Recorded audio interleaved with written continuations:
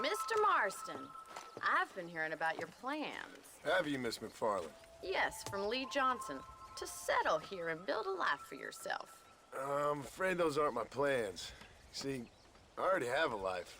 Well, I had one, and I'm trying to reclaim it. Or maybe what you could say is I had two, and I'm trying to end one of them so the other can survive. You do so love to talk in riddles, Mr. Marston.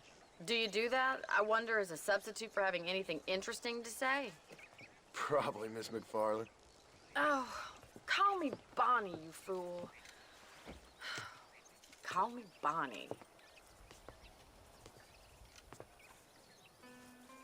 Miss McFarland, I'm married. I have a son. I had a daughter, but she died. Years before that, I rode in a gang. We robbed banks, trains, held people ransom.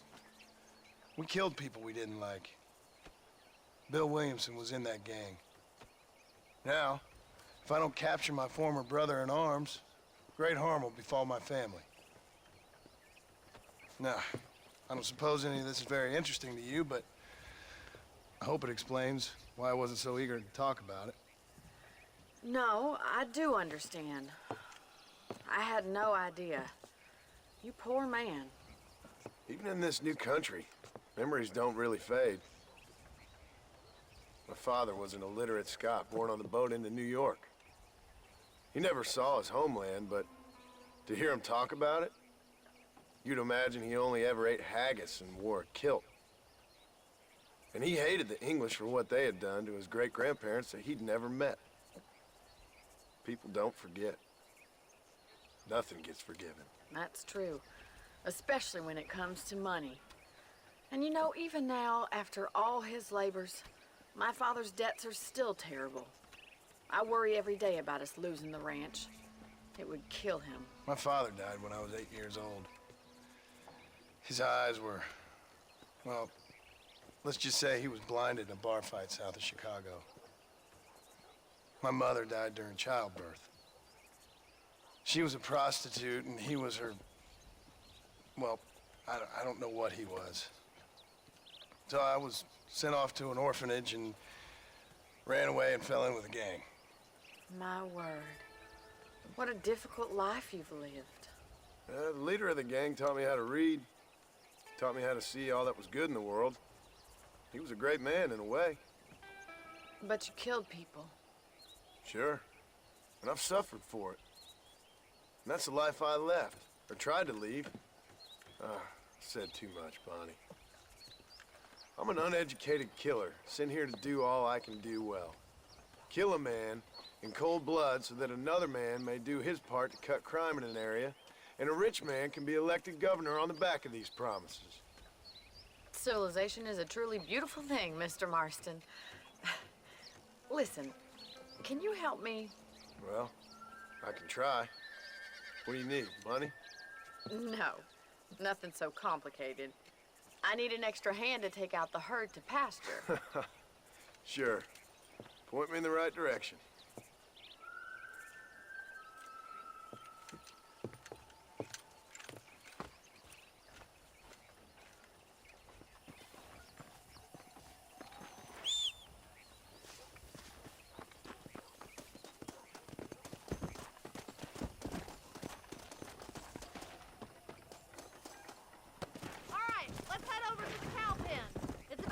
Budding farmers such as yourself learned how to herd cattle.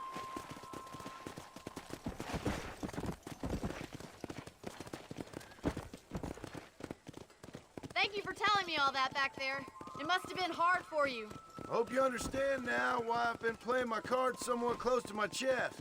I didn't know you had a wife and child. Then again, I don't think I ever asked. They're lucky to have a man like you. Control that horse, will ya? Gee up! Good to see you, Mr. McFarland. I ain't so sure about that, but thank you. Whoa there!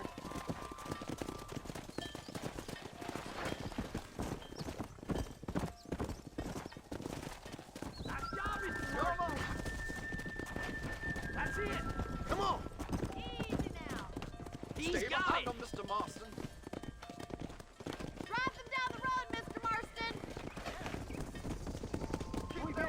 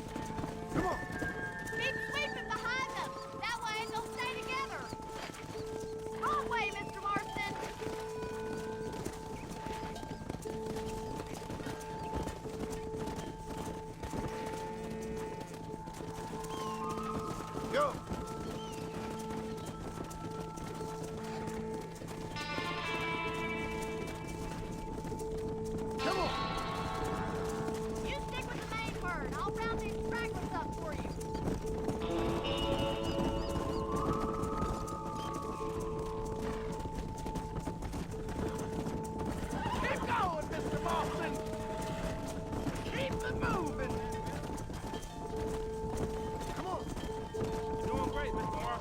Stay with him. Keep that herd together now. Watch for the runner. Keep him tight now.